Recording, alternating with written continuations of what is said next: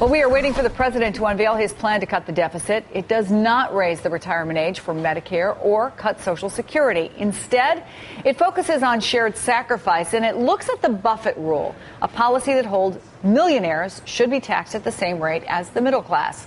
Let's bring in our company managing editor of thegrio.com and MSNBC contributor Joy-Ann Reid and conservative columnist S.E. Cupp. Ladies, good to see you. Hi. All right. So I don't know if you had a chance to listen, S.E., but we had Congressman Fleming on. He's a small business owner. He is saying what a lot of Republicans are saying, that to suggest taxing the wealthy is class warfare. Is it really?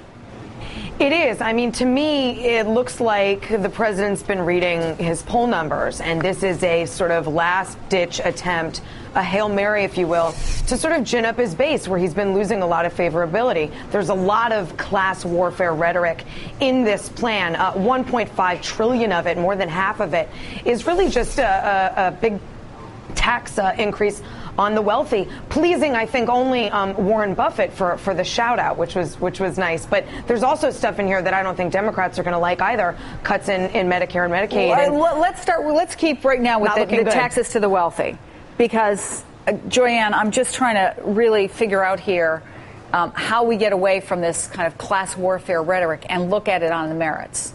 Well, you know what? I think it's going to be difficult to get away from this particular argument, really, for Republicans. I think your last guest, before we came on, kind of illustrated the problem, right? He's a millionaire. He's a member of Congress, and Congress is about half millionaires. About 237 of them are themselves millionaires. And when he tries to explain why he shouldn't pay more taxes and then says, well, you know, I've got to feed my family on $400,000 a year, most Americans' eyes glaze over. They can't believe that someone would try to make a rational argument that they can barely scrape by on $400,000 a year when they're scraping by on 30, or in some cases they've lost a job and they're scraping by on unemployment.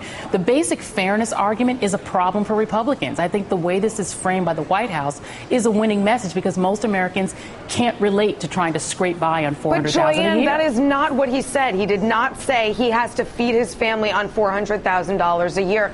Don't put words in his mouth. Absolutely not. He said he has to feed his family. He only has $400,000 left after his $6 million business. Well, I've only got $400,000 left. He did not say that he can only survive on Do not demonize small business owners, Joy-Ann Reid. That is the problem here. That's not a matter of demonizing. It's a matter of simple fairness. This populism argument that the president is trying to make and people on the left are trying to make is such a fallacy. This is not populism of Andrew Jackson or the Scots-Irish that rely on self-reliance and populism responsibility. Hold on, populism is not rich versus poor. It's about power. It's about fairness. It's about fairness. On, Essie, just to be fair, when you look at who's paying what percentage of taxes, and when you look at the loopholes that are available, and you look at corporations that pay no taxes or minimal taxes, is it class warfare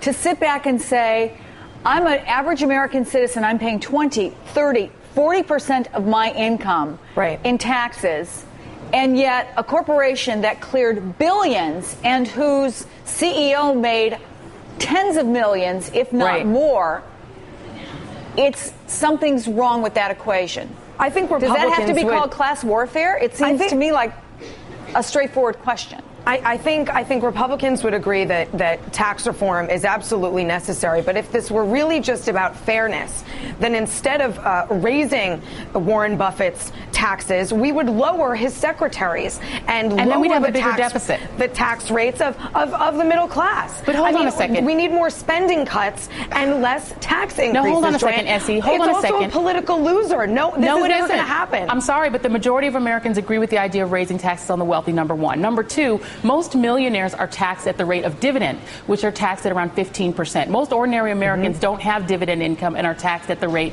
up to 35%, the normal tax rates.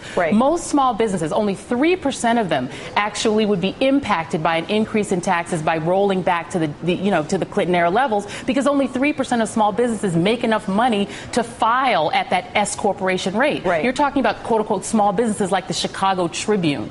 The ordinary American looks at it and says, why is it unfair to say that a multimillionaire CEO should just pay the same rate that his secretary does? How do you get away from the basic fairness argument there? Isn't that fair to say that the secretary should not be paying a higher rate than her multimillionaire boss? So lower her tax rate, absolutely. Then you get a bigger deficit. I thought you guys cared about deficits. This is a political loser. There's stuff in here that Democrats are not going to go for either. By the way, Republicans say broaden the base. When they say broaden the base, they mean raise taxes on the poor. They're saying, well, the poor don't pay enough taxes. We want to, quote, broaden the base by having poorer people pay more taxes. This is a basic fairness problem. We unfortunately don't have any more gonna... time, but I want to thank you. Essie, always great to see you. Joyanne, Thank you. And the conversation will go on.